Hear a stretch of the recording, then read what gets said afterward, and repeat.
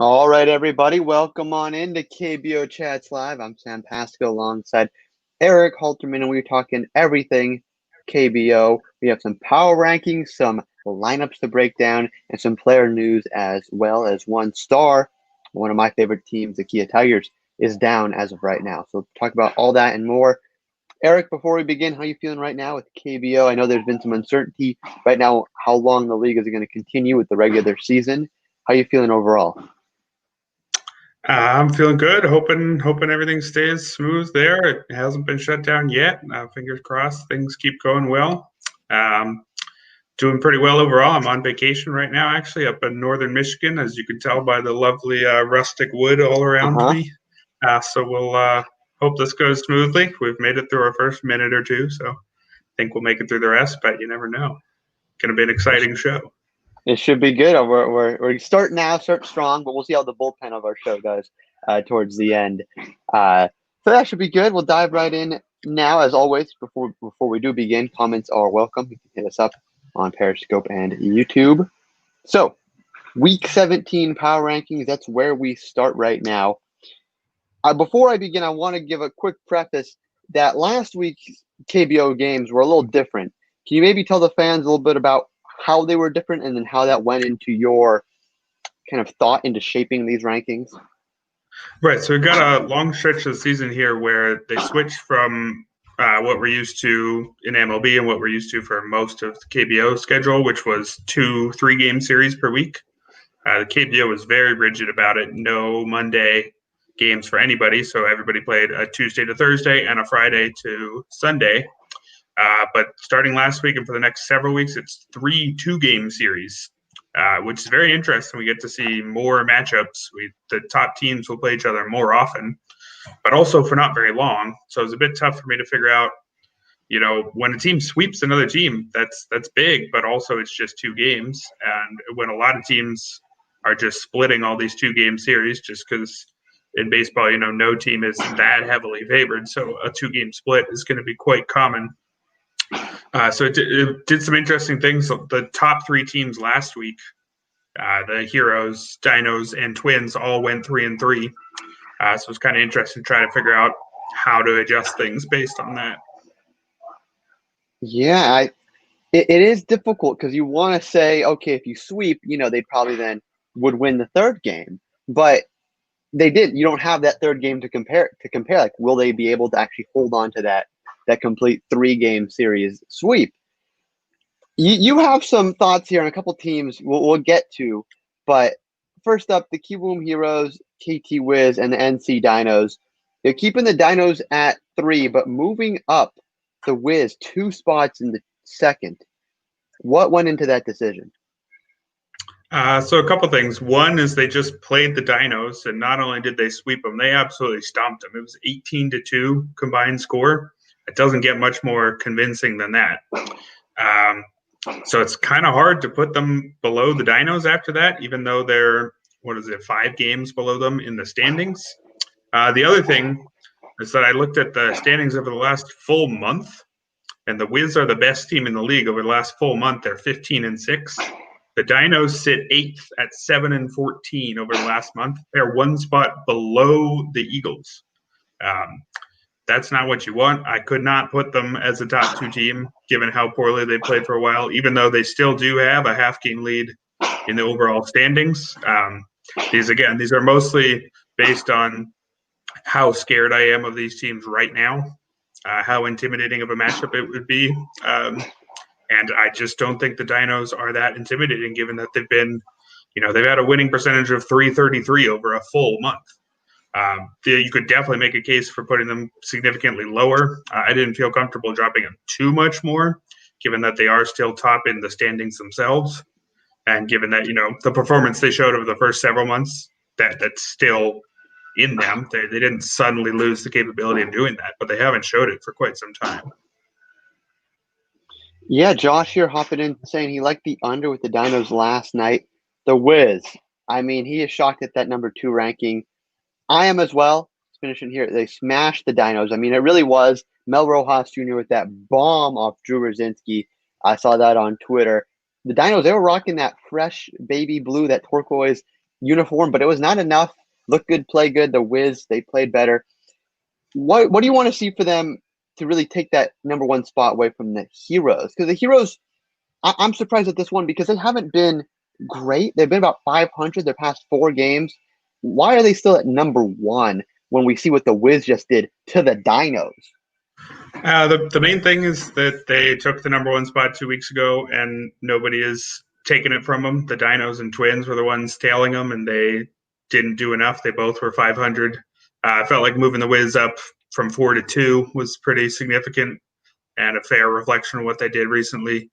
Calling them the best team in the entire league while they sit, not quite near the top, not really even in striking distance of the top in the standings, felt like that would be a little too aggressive. And also, if you go over the past month, I said the Wiz were number one at 15-6. The Heroes are 17-8. I mean, more of that damage was done earlier in that stretch, but they haven't fallen off hard. Although I wouldn't be terribly surprised if they did soon. They've got a lot of injuries. Eric Jokic is out for at least a bit with a shoulder. Wante Choi, who's their number 3 starter, is out with something undisclosed. Addison Russell had a lower leg shin something. Didn't necessarily look serious from what I saw, but he's also banged up. Woo Jin An, setup guy, back issue. So they've lost a lot of guys just in the last few days, and I wouldn't be surprised if this is the end of their brief reign atop the standings, or atop the power rankings, sorry. But I didn't feel that any individual team had done enough to knock them off just yet. All right, DX saying hello. As always, we are welcoming comments into KBO Chats Live for those of you just tuning in. We got a chance to pull up the tweet here, what you were talking about. Over the last month, the Wiz have been excellent, and you can see the Heroes, right there, solid record, but you're saying now the injuries might be catching up with them, and the Dinos, of course, horrible, barely above the Wyverns and below the Eagles, not a good sign. So moving down, now LG Twins and the Deuce and Bears. I don't think I've ever seen the Bears this low for this long. The Twins, they've been doing better, so it is a little surprising to see them go from 2 to 4 now. What's going on with these now bubble teams in the power rankings?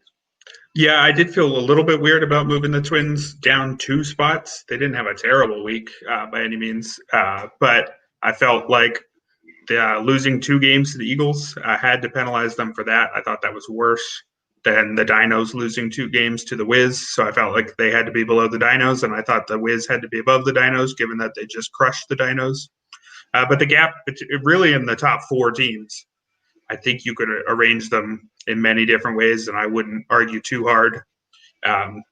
Again, because the Heroes, I have them number 1 now. Mostly that's because they were the most impressive team a couple weeks ago, and nobody's stolen that from them.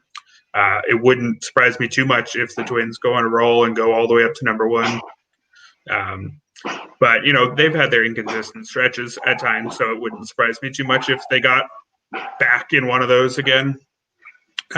It's possible losing 2 games to the Eagles is the start of that, but I'll forgive them a 2-game blip for now, given that they were beating up on good teams, or if not beating up on, they had a winning record against the Heroes and Dinos in a recent stretch, and were crushing the Tigers too, who I guess aren't necessarily that good anymore. But it was an extended run of quite good form. So that the Eagles losses was quite a surprise. Yeah, very surprising for this Twins team that now actually has Roberto Ramos, the early season MVP, back into his MVP form. So we'll have to see what they do. For those of you waiting for our plays, we are going to be breaking down each game, each lineup and starter in just a couple minutes, but we are kind of giving you the league overview, where these teams stand in case you're just hopping into the KBO. You're like, how good are the Twins? Where are they? They stand right now, number 4, going down from number 2. So not doing horribly, but get swept by the Eagles is not a good sign. You're saying this top group now is defined by the top 4. Why are the Bears not in that group? You're saying it's not a top 5, but a top 4, and the Bears are on the outside looking in? Yeah, I mean, a lot like the Dinos, where their placement in the standings is based on their strong early numbers. They've been a 500 team for the past month, and I think even longer than that. We've talked in the past about how when Raul Alcantara and Chris Flexen are on the mound, they're the best team in the league, and when anyone else is on the mound, they're a 500 team at best. And they've been without Flexen for over a month, and with a broken foot. Doesn't seem like his return is imminent, and they really just haven't had anybody step up in the back of the rotation. And the guys they expected to be there have struggled. Hee Kwan Yu, Young Ha Lee, those guys have looked like fifth starters at best, not the 3 and 4 that they need. So I think just given that they've been mediocre for so long, I guess to be fair, they have been better than the Dinos. So there's a case for saying the Dinos deserve to be way better, depending on how recent you want your personal power rankings to be. But for me, given that the Bears have been basically mediocre, they've looked like a bubble team for just far too long. Again, it's the same story it's been all year. Very good lineup, just not enough pitching.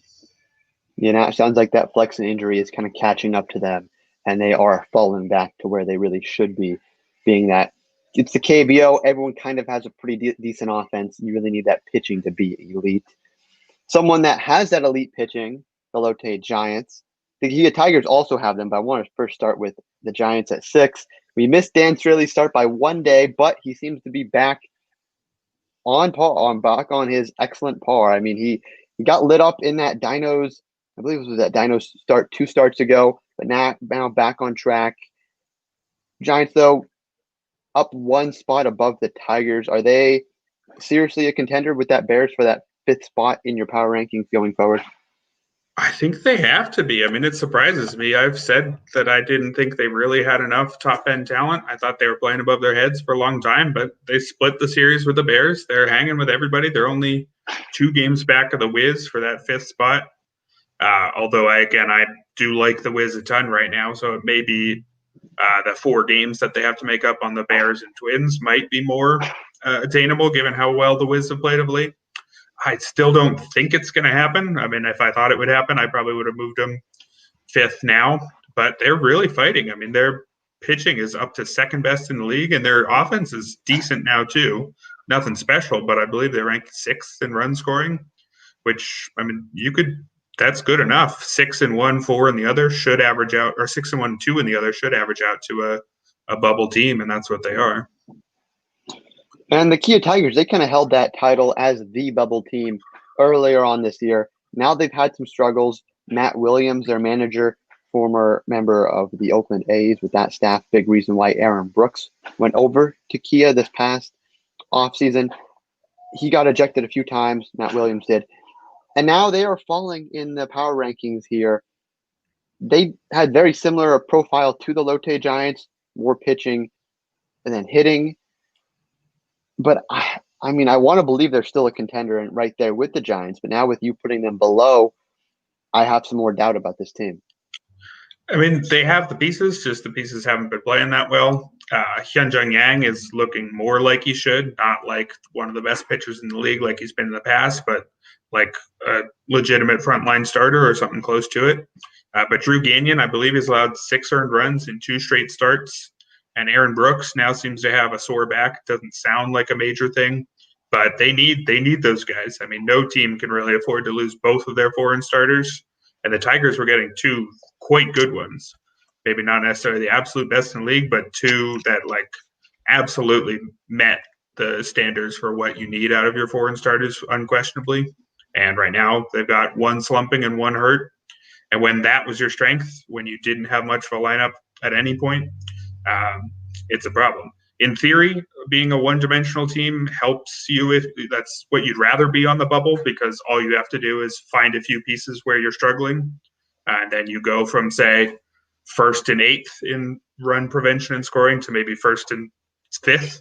But what happened to them is they fell to 4th and 7th. You know, when the thing that's going well falls and you don't make up for it by suddenly hitting better, which they haven't really done. That's not really what you want to see. So they're looking firmly like a bubble team still, but not one of the better ones. But again, all it would take is Brooks to get healthy again, Gagnon to pitch like we know he can, and then they're right back in the race. I like it. A team that has been out of the race now for a couple of weeks during these power rankings has been the Samsung Lions, but they just have the addition of Daniel Palka, another former member of the Chicago White Sox, officially joining their team. Did that change your idea of who this team is offensively, or is he not going to be enough? I mean, it'll help. They haven't had a whole lot since Tyler Saladino's been injured and then gone. And they haven't really had guys stepping up. Minho Gong, their catcher, was on quite a run for a while, but just not enough top to bottom. Palka should help. No guarantees. He's got a pretty interesting profile in his 2 years in MLB. It's probably not good when the player I'm choosing to highlight is one who's played a single game, though. I think that's a pretty fair representation of how they've been lately. But he had a 110 WRC plus. That means he was 10% better than league average in 2018 with the Chicago White Sox. Very lopsided line. Struck out a ton. Didn't make great contact. Didn't take walks, but had enough power. 27 homers in 124 games to be an above-average hitter. And then he only played 30 games from him last year, and it's kind of a surprise he even played that many because he hit 107, 194, 179, which is it's got to be close to pitcher numbers. Only 30 games, but again, that's not even close to acceptable. So we'll see what he does in the KBO. His career numbers, he's a slightly below average big league hitter because, again, he wasn't really in the league long enough in 2019 to really tank his numbers. And a slightly below average big league hitter should be quite a good hitter in KBO. But, again, it's a worry how terrible he was last year. So I wouldn't be fully confident in him, but there might be something there, which is more than you could say about most things for the Lions lately. So it's definitely a bright spot for them. Yeah, Palka definitely auditioning for that 2021 season. This one is coming towards an end as we are facing more of the playoff push for a lot of these teams. Lions not quite in that, so we'll have to see what Palka does as a midseason addition. Now, jumping right into a COVID new country baseball league, but only one game in, so too soon to tell if he's a keeper or not. Bottom teams here, Eagles, Wyverns every week. They're down at the bottom. War example, Chad Bell looking a little better, but I really don't know if there's any optimism for either of these teams for the rest of this season. I mean, you normally highlight every single Eagles win, and they got 3 in a row. So if you want to talk optimism, there's something there. It's tied for their best week all year. They don't have a single winning week, but they do now have 2 3-3 weeks, and this is a good one. I mean, it's a 1 win against the Wiz, 2 against the Twins. That's something. Of course, it comes right after they lost 26-6 against the Wyverns. So we can't say that they're definitely good again. But, props to them for those 3 wins. I would not have seen that coming based on what they've done basically all year. Yeah, you can see them here on rotowire.com. They are impressive. That is impressive. I have to say, after losing to the Wyverns, that's something. That's something, but I just, in terms of power rankings, I still don't see them as a scary team. It seems very much like a fluke type situation. So that's why I'm a little down with them in terms of the power ranking situation. The Wyverns, Jamie Romack, a factor. Is he scary at all when you see him in a lineup, or is it pretty much Tyler White's game now? Yeah, it'll be interesting to see White. I mean, with Jung Choi and Jamie Romack and Dongmin Han, that was 3 guys I liked already. I recommended stacking the Wyverns way more than you would expect, given that they're ranked 10th here. And adding Tyler White definitely helps. Like Daniel Palka, he had been an above-average hitter at times in the big leagues, though never for a full season. He's never had more than, say, 280 plate appearances. I think his top was 279 actually last year. Last year, he was not particularly good, 208, 308, 304 hitter. But he had quite good small sample numbers in 2017 and 18 with the Astros, so it's possible there's something there. Over parts of 4 seasons, he's got a WRC plus of 98, which means he's effectively a league average MLB hitter. That's 257 total games. So that's something for Tyler White. That could work out for the Wyverns, seeing them have 2 foreign hitters and the second most homers in KBO history out of Jung Choi. That's a trio in the heart of the order that should scare some opposing pitchers. Not going to be enough for a playoff push or anything, but I could see using their hitters in daily fantasy fairly often. Yeah, I want to stay away from those pitchers, but hitters, I kind of like that, like you're saying, Romack and White and Jung Choi in that lineup. Moving now to talk about some lineups, starting here on our daily lineup page on rotowire.com, breaking down some of the best picks. It's what you guys have asked for here. Saying hello to Barry as well. Welcome back in. I want to first start with this Eagles-Dinos matchup, a worst against first matchup here. But now this is where the optimism comes. Eagles, they won the 3 in a row. Dinos just got swept by the Wiz. Warwick Saffold coming off one of his better starts of the year. Six innings, 2 runs, 5 strikeouts. It seems like this could be the best chance we're going to see all season for the Eagles to defeat the Dinos. What do you think? Yeah, I think I'm not going to pick that, but if you want to ever pick the Eagles over the Dinos, this is about as good a chance as you're going to get. Again, the Eagles have outplayed the Dinos over the last month. The Dinos have won a third of their games, and the Eagles have won like a game more than that. Not as if they've played well, but the Dinos are really struggling. Warwick Saffold, definitely one of the Eagles' better starters, coming off a good start, though it was against the Lions. His previous 7 were very bad, a 7.88 ERA. On the season overall, his main thing is he walks no one. 3.8 walk percentage is less than half of the league average, but he also doesn't strike out many guys, just 13.4%, which makes him tough from a fantasy perspective. Typically not a ton of strikeout upside.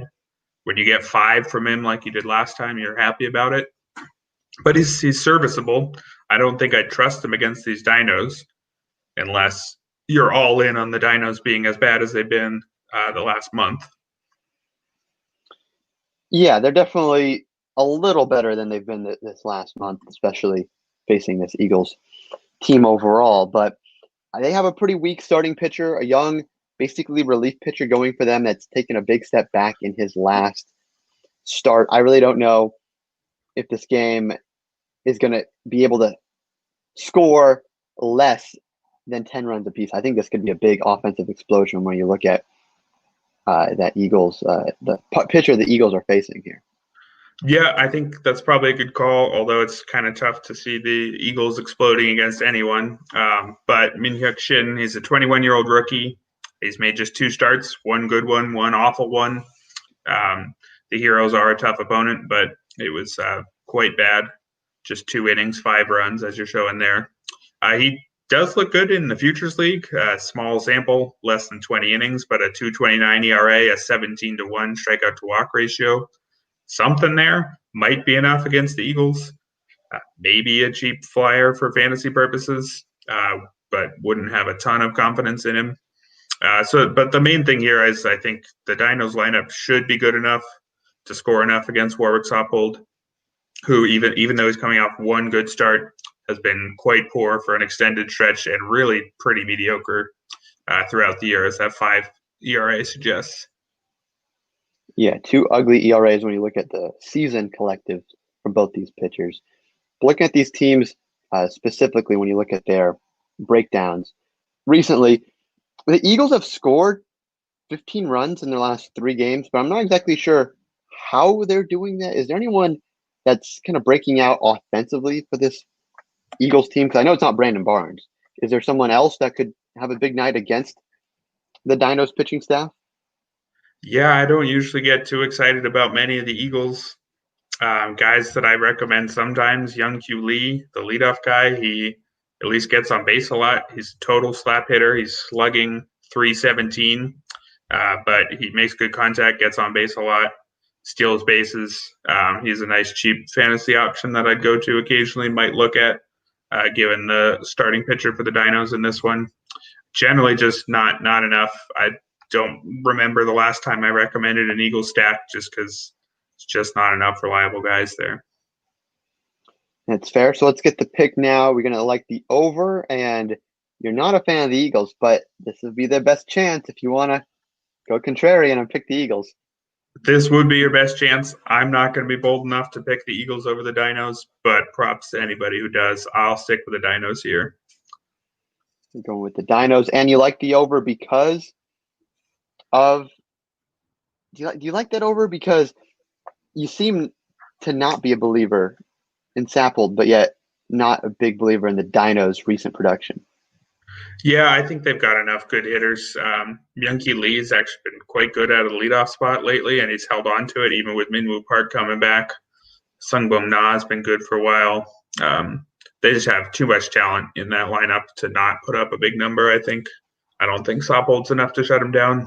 And even if he does do decently, there's definitely a pathway for Min Hyuk Shin to look more like he did in his last start against the Heroes, even though it is the Eagles.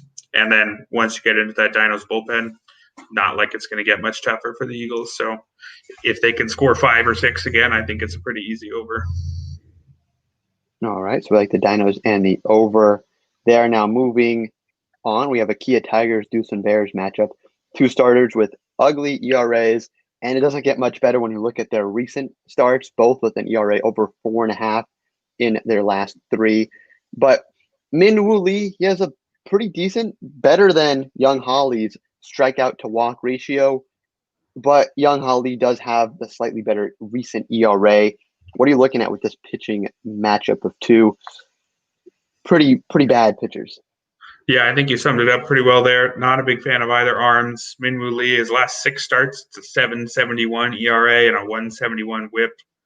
Over the course of the year, he's about an average in walk rate, but a low strikeout rate, about 3 ticks below league average. So that's, classic back end starter. That's correct comment from Barry there on the screen about Warwick Sopple. Definitely allows too much contact, and when that contact finds the holes, it's a problem. That's more or less the same case with Min-Woo Lee. Gets a little bit more strikeouts than Warwick Sopple, but not a ton. Young Holly on the other side gets even fewer strikeouts, just 12.8%, and he also walks a ton of guys, 10.7% walk rate. Had a couple decent starts in terms of runs allowed recently, but I think he had 2 where he allowed like 1 run, but struck out 1 and walked 4 in his recent stretch. So even when he wasn't giving up runs, it was hard to say he was pitching well. And he reverted back to his typical form in his last time out against a not particularly good, a decent Giants lineup, at least. Give him credit based on how they've played lately. But he was supposed to be better. I believe he had an ERA in the high 3s last year, even though his peripherals didn't necessarily back it up. But he just has not been that guy this year. I would have expected a decent amount of regression from that ERA because the strikeout and walk numbers were still pretty bad, but those have fallen back this year, which isn't what you want in a guy who's in his young 20s, taking a pretty clear step back. So it's two pitchers I don't like much at all. I guess Min-Woo Lee is a little bit more reliable, but has been even worse lately. But then if you look at the lineups, it's a huge advantage to the Bears, and I think that's going to be enough to swing it here. Yeah, definitely more of an offense game, even without the horrible pitching performances recently from both leagues. But when you look at the Tigers lineup, both Choi's have some hits recently. Preston Tucker's heating up again. Jael Lowe on the Bears side seems to be healthy now, and Jose Miguel Fernandez, of course, another multi-hit game he's coming off of. So I think this could be a big offense day in this game. Yeah, definitely an over in this one. You could side with the Tigers because I think Young Holly's been slightly worse than Min-Woo Lee over the course of the season. But the gap in the lineups are big enough that I'm going to go with the Bears in this one. Go with the Bears and the over here. Barry also mentioning about that Kia offense showing up. Do you think they can show up tonight against Young Holly? I mean, if they were going to, this is the time to do it. But the Tigers have been quite bad lately. They won just a single game last week, playing some tough teams. But if they're going to be competitive, they've got to do more than that. You got to go more than 1-5 against a trio of playoff teams. So they just haven't shown much offensively for most of the season. They didn't show much for most of last week. They did finally score 8 in their last game. I mean, it's not like they're completely incapable of it. Preston Tucker and Youngwoo Choi is pretty good 1-2 punch there, but just not enough depth throughout the lineup. And I just think the Bears are just going to have too much in this one. I like it. Moving on now, we have the LG Twins and Samsung Alliance game here. Let me close that out. So we see 2 foreign pitchers, Casey Kelly and Ben Lively, taking the ball here. Kelly, ERA under 2 over his last 4 starts. Keep in mind, 2 of them were against that Kia offense we were just talking about, so maybe don't give him too much credit. But he does have 20 strikeouts compared to just 5 walks. I can't really say the same thing about Ben Lively. Did decent against Doosan his last 2 starts ago, but now just 19 strikeouts against 15 innings pitched in the month of August. So I would definitely give the edge to Kelly here, but I think Lively might be finding something and could have some decent production. Yeah, Lively's an interesting one. In a small sample, I believe it was 9 starts last year. Very good underlying numbers. Strikeout rate of 24.5% and a walk rate of 5.5 last year. This year, battled some injuries, missed a lot of time with a side muscle issue. He's made 6 starts since he came back, and 3 of them have been fine, but 3 of them have been pretty bad. 4 or more earned runs in 3 of them, including 6 his last time out. Admittedly, those are against the Heroes, Bears, and Wiz, but if you're supposed to be one of the team's 2 foreign starters, you got to be able to be competitive against the good lineups as well. So I don't know if the issue is still bugging him or what, but along with the rest of the Lions, he just hasn't been reliable lately. Over the course of the season, he does get strikeouts. 21% strikeout rate is a couple ticks above league average, but he's walking a ton of guys. Which, interestingly, is the exact opposite of the profile he had in MLB. He was a low walk, but just not nearly enough strikeout guy. Apparently, he's figured out something that strikes out KBO hitters, but it hasn't necessarily translated to strong overall performance. And again, given that it's right after that injury, you never know. Maybe he's pitching at 90% or something, and that may not be enough against a Twins team that's been quite good for most of the last month. Yeah, very true. 14 strikeouts in his last 2 starts, but then yet again, 4 or more walks in 3 of his last 4 outings. As you can see here, that one outing that wasn't 4 walks was 3 walks. So definitely has some control issues. Is that enough for you to just confidently take the Twins in this situation, even though Kelly hasn't quite been an ace the entire year? Yeah, I think it should be. Kelly's actually been much better for an extended period. Like you mentioned, quite good over his last 4. It's a 1.67 ERA over his last 4. And 8 of his last 9 starts have been quality starts. He's got an ERA of 2.83 over that stretch. So he's been more or less what he's supposed to be for, at this point, that's about half the season. And even over the course of the full season with this mediocre stretch at the start, it's still a 19.2% strikeout rate, a 5.7% walk rate. Both of those are better than average by a decent amount, especially the walk rate. So he's been what you want, I think, out of a foreign pitcher. I think that's going to be good enough against a struggling Lions team, unless somehow Daniel Palka hits 4 homers or whatever. He didn't show that in his debut. I think he went hitless with a couple walks. So unless he's suddenly the answer, I just don't think there's enough in this Lions lineup to give him much trouble. We are playing at the most hitter-friendly park in the league, but I think Casey Kelly's been good enough over an extended enough period for them to get the job done here. Yeah, I'd have to agree. Palka showing great discipline. Play discipline in that first start, 2 walks, as you can see here, but that's not quite what you want from your foreign hitter, especially when you consider the other team's foreign hitter. Roberto Ramos has just been going deep seemingly every game now that he's back in his beginning season form. Got a question here to you, Eric, about fading the Lions. Do you have any health updates on what Samsung is doing injury-wise? So they did get Sang-Soo Kim back. That'll definitely helps. He missed 3 weeks with a leg issue. He's a good top-of-the-order kind of guy, gets on base a ton, can run. They got Won-Suk Lee. Was hitting 4th, but I guess he's been bumped down with Palka there. He missed a couple games with a leg issue. So again, a couple guys back. But they sent down Hak-Ju Lee because he was hitting so poorly, which is not good because he also helps their defense. He's a strong defensive shortstop, and he had been a capable hitter at times. So it seems like they're getting healthier, but they're also just not hitting all that well. So there's only so much you could do. You can get your players back, but if they don't perform like they should.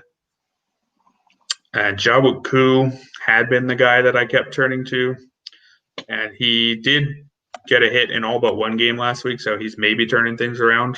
That would be something. And, maybe Ku and Palka is a decent pair in the heart of an order. And with Kim back, Sang-Soo Kim, that's something we could see them start to pull out of it. Though a lot of that might depend on how good Palka is. I'm going to want to see a few more games from him before, picking against Casey Kelly and the Twins, how they've played lately. But both Palka and Tyler White are incredibly cheap on DraftKings. They're starting out these mid-season acquisitions at like the minimum price. So I'd be interested in them even in a tough matchup like Casey Kelly. As if you aren't selecting Kelly yourself, might as well throw a very cheap flyer on Palka, who definitely should not be that cheap, even though we don't know what he's going to be yet. Yeah, he's due for at least one KBO hit, you'd have to think. So got to come sometime.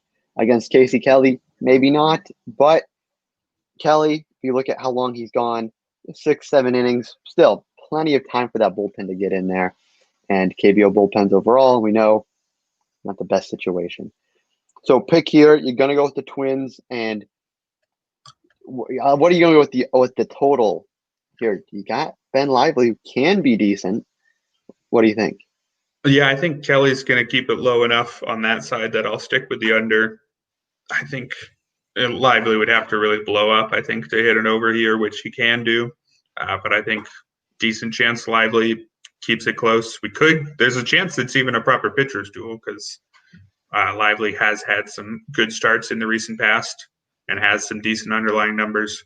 But I'm much more confident in Kelly and the Twins lineup than Lively and the Lions, so I'll stick Twins. I like that there. So moving on, we have another pair of foreign pitchers facing off now in the Kiwoom KT Wiz game. Despaigne, little uptick in his last start, 11 hits, 4 earned runs against that Samsung Lions team we were just talking about. Now is without Daniel Palka. But he did have his deepest start since May, so he is going into games. And on the other side, Jake Brigham looking like he's pretty good, impressive against NC and Hanwha, unusual pairing of who he got to face. But 7 strikeouts, 3 walks in both starts. I see this as an even better pitching duel right now.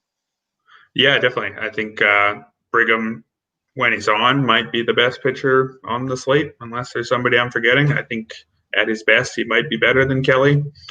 Although I guess Kelly was quite good last year, so could be wrong on that one, but it's quite close. Yeah, he's had a real rocky season with some elbow issues.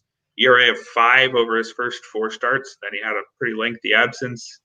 Came back and looked great. I think he allowed just 1 run over 2 starts, and then he was out again. And then was pretty bad in his first 2 starts back, at least in terms of allowing a lot of runs. But then he suddenly figured things out. Had a brief break. Sorry, not a break. I just misread how dates work. He's had four without a break at all. And the last 2 have been everything you want out of a starter. 7 strikeouts, just a total of 1 earned run.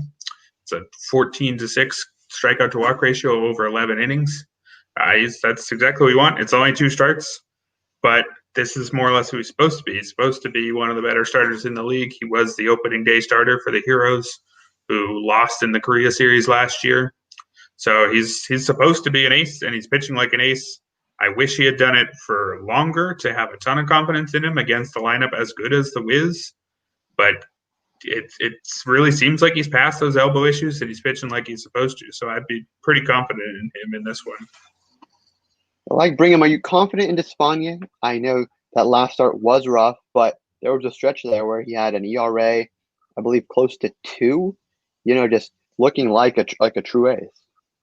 Yeah, five straight really good starts, a 2.05 ERA over that stretch, and then a pretty mediocre outing against the Lions. Mediocre. Yeah, 11 hits is terrible, but four runs in 7.2 innings isn't the worst. So we'll go with mediocre there. But he's kind of had a David Buchanan-like season in that he almost always allows 1 or 2 and then sometimes allows 8. I guess he did have a stretch early in the year where there were a lot of 4s in there and he looked like he had lost something. But it's been a pretty extended stretch where he's almost always pretty good with the occasional blow-up. So odds are he's back there. You'd rather see him coming off one of the good stretches, one of the good starts, rather than one of the bad ones. So it's 2 guys who we know can be quite good most of the time. with at least some questions about each of them. Yeah, which way would you lean here then?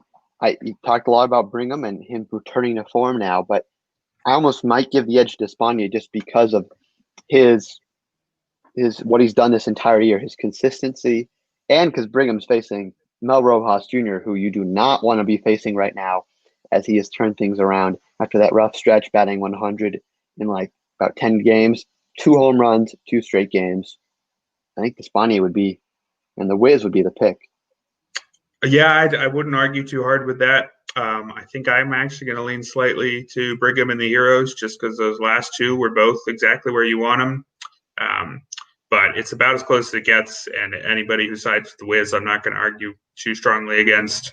But again, Mel Rojas Jr. don't need much more than that, but they do have plenty more than that. So it's really actually been decent pitching that's gotten them to charge up the standings. They were charging up the standings even while Mel Rojas Jr. was in his extended slump. I think it was 9 games where all 3 of his triple slash marks were in the low 100s, which was just completely out of nowhere. He's normally a guy who's good for an 1,000 OPS or better every single week. So it actually has been that they've been getting decent starts up and down their rotation, combined with strong offense that's led their charge, which, that's what you want to see. That's a much more stable way of doing it than just Rojas outslugging everybody. Given that Rojas seems to be back, like you said, that on its own could be a case for the Wiz. I'm going to side with Brigham and the Heroes, but it's a very close one. I would not think you're at all dumb for siding with the Wiz here. All right, a very close one here. Wiz and the Heroes facing off. A total, you're going to go with the under because of them, or are you scared maybe Rojas could hit 2 3-run bombs and then you get that over? Definitely worried to pick the under with Rojas, and it looks like the under's low-ish. But I think part of picking the Heroes for me is thinking that Jake Brigham is going to have a 3rd straight very good start. So I am going to go with the under. But again, like you said, there's a lot of talent in this lineup, in both lineups. So it only takes a couple big innings to hit that over. So it's probably the toughest pick for me on both of them, which is because it's the best game, I would say. That's fair. Addison Russell, too, not doing great. Couple hits, not amazing, not what we saw a little while ago. So I like that. Going with the Brigham and banking on that 3rd straight great start. So have to see coming up now on our last game here. Wyverns Giants, probably the worst one we've talked about. Maybe that Lions one, but Adrian Sampson has been doing okay, I guess, in terms of, he's not Dan Straley, and they just coming off a Dan Straley start. But they are facing the Wyverns, who are the Wyverns. What do you make of this game? Yeah, like you said, probably one of the worst games out there this slate. Wyverns, like we said, they've got some interesting hitters in the heart of the order. That could be enough against Adrian Sampson. He's been bouncing back between good and bad starts over his last 5. It's like going back between 1 earned run and 5 or more over his last 5. Although some of that's before a hamstring injury. Only 2 of those are since the injury, and that was 1 terrible start and 1 good one. 2 tough opponents. I mean, getting lit up by the Dinos, he's not the only one that happened to. But then he had a quite good start against the Bears, at least in terms of not allowing runs or hits. So you gotta be pretty happy with a start in which you only allow 1 hit, even if that 4-3 strikeout to walk ratio isn't elite or even particularly good. But he's shown stuff at times, which could be enough against a Wyverns lineup that top to bottom isn't that good, even though they do now have Tyler White. He's really been hit by bad BABIP luck. It's a 387 batting average on balls in play. That's normally just a little bit over 300 in the KBO. So it's unlucky, but also not particularly good. He's a low strikeout, but low-ish walk guy, which is more of a mid to back end starter, not what you want out of your foreign starters who you expect to be 1-2 or maybe 1-3, something like that. So he hasn't lived up to expectations, even if he hasn't been as bad. I would still probably side with the Giants, given that overall they played well and that Sampson did look good his last time out. But there's certainly a path to the Wyverns lighting him up. I mean, it's been quite possible at times. He did shut him down, hold him to just one run in his previous start against him, but he was pulled early with that injury, only threw 3.1 innings, so wouldn't necessarily read a ton into that one. Yeah, he has faced SK, twice since July. So that last start does show some promise there, like you said. Didn't go deep into that game, though. A little concerning, only seeing that 3.1 innings pitched. But overall, that SK offense right now, they've gone cold after dropping 26 earlier last week. Just only 3.2 runs per game since then, and 2 of those have come just via just 1 run in 2 different games. So not great offensively. So I probably have to agree with your siding with Sampson. But what do you make of the Giants' offense? Do you think they can give him run support? Yeah, I mean, they've been playing better lately. The top several guys are decent. Not a lot of absolute star power, but it's a lot of guys with OPSs in the 800s. I think it's at least 1 through 4, maybe even 5 and 6 might be there too. So it's a decent depth of above average hitters, even if there isn't one star really leading it. Daiho Lee would have been that guy a decade ago.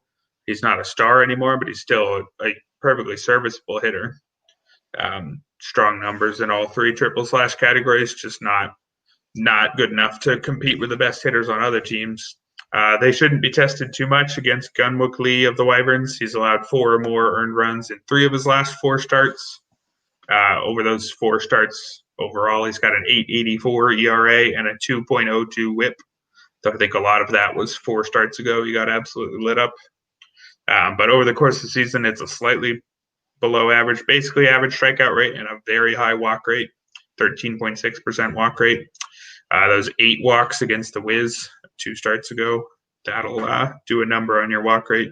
So he just allows a ton of base runners, and the Giants should have enough, I think, to do enough damage against him. It's just a matter of, do they get the good Sampson or the bad one? Yeah, you're hoping that they'll get the good one, but you still don't know even how deep into a game he'll be able to sustain. You're going to lead with the Giants and the under?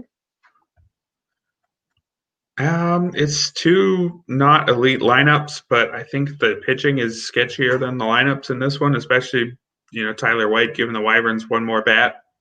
I could see saying that if you're picking the Giants, you should pick the under because you're picking Adrian Sampson to have a good game. But I think they have passed to win in a shootout. I think their bullpen's better than the Wyverns as well, and I think their lineup has been better. We'll see if Tyler White closes that gap single-handedly. I'm not sure that's going to happen. So I think I'd go Giants and over in this one. Giants and over this game at 5:30 a.m.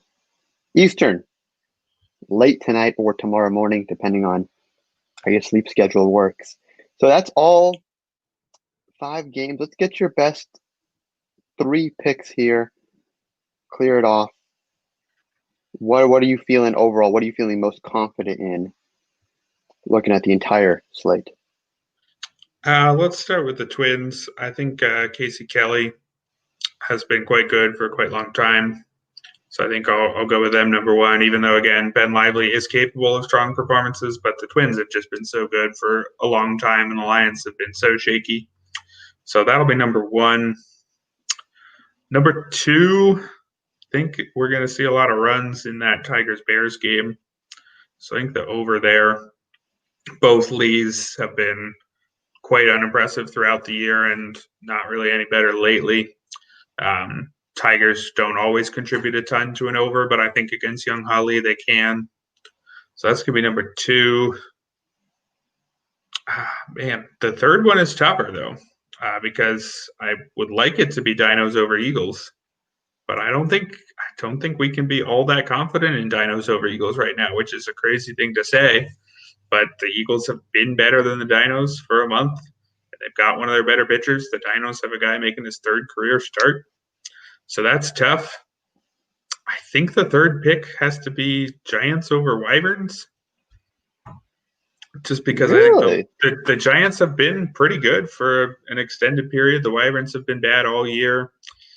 I wish it wasn't Adrian Sampson. It's hard to be super confident in him. But I just think given that the Brigham Despaigne matchup is really close, and given that Dinos Eagles is way closer than I want it to be, I think by process of elimination, I think I'm sticking Giants there. Again, the Giants over that last month, they've been the third best team in the league, 13-7-1 over the last month. Wyverns have been 7-15-1. They've been the second worst. That Giants team is hitting better lately. So it feels weird going with that over Dinos. I'd be interested to hear what your third option would be instead of those. So I'm not super confident in a few of these today. I think we got some tight contests. I would agree. I definitely liked your first two, taking Kelly against Lively and the Lions, and both Lees in that Bears-Tigers matchup look to give up at least a handful of runs, if not even more, before they turn it over to the bullpen. I mean, I really thought you were going to go with Brigham. I would go with Despaigne and the Wiz just because of their consistency. And it looks like Mel Rojas Jr. is heating up now for that playoff push. And keep in mind, kind of a statement game too, facing off against your number one team in the power ranking. So that's where I would go with the Wiz as that number 3 pick. I am not bold enough to go with that Eagles over the Dinos as that third pick, like we started with, even though it looks like it could be an upset alert over there. But I'd have to say that the Sampson, the pick, that's probably the safest of the bunch left.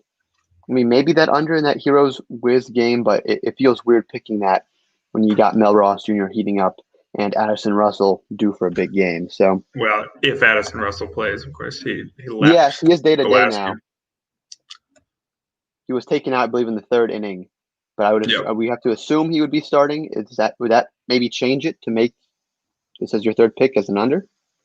I still think there's enough up and down both lineups that all we need is one of the pitchers to have a bad game, and they've both been very capable of it. But I could see the case for that. Russell, yeah, they said it was a lower leg injury, is a collision. Nothing said a fracture, and they did get Monday off. So it seems like a chance that he's back. We still have him in our expected lineup there. But I think he doesn't change it too much in terms of the over-under. Obviously, he's a useful player, but I think there's enough in both lineups. I mean, Jung-Hoo Lee, Ha-Seong Kim, Byung-Ho Park, those guys can put up runs, and Despaigne can give them up at times. So I mean, it's one of the tougher sets of picks that I think we've seen, which means it's going to be quite a good slate from a neutral fan perspective for sure. Yeah, I like it. I think that's all we got there. Eagles poised for maybe an upset tonight. Great offenses going in that Tigers-Bears matchup, and 2 foreign pitchers facing off with Adrian Sampson playing in that Giants game as well. Should be a lot of great action overall.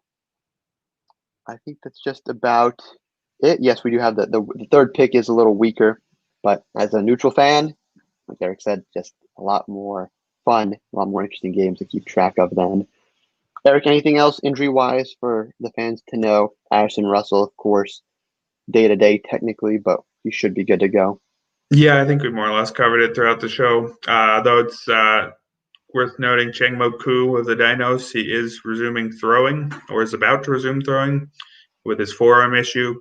Obviously, he's not going to impact this game or the next few, but man, they could really use him. He was the best pitcher in the league earlier in the year, but he's a pitcher. Their arms get injured, and his did. He's been out for several weeks already, but if they get him back, that's going to help their late charge up the standings, I'm sure. Yeah, they definitely need his help. I believe Chang-Mo Koo was one of the consensus all-star picks. I'm seeing on Twitter. But the ballot's not an actual all-star game this year, but honorary who gets to wear the patch for the second half of these games. Looks like it would be Chang-Mo Koo if he's back out there. So hopefully he gets healed up. That's all we got. Thanks for tuning in. We'll be back on Thursday. Yeah, thanks for coming, everybody.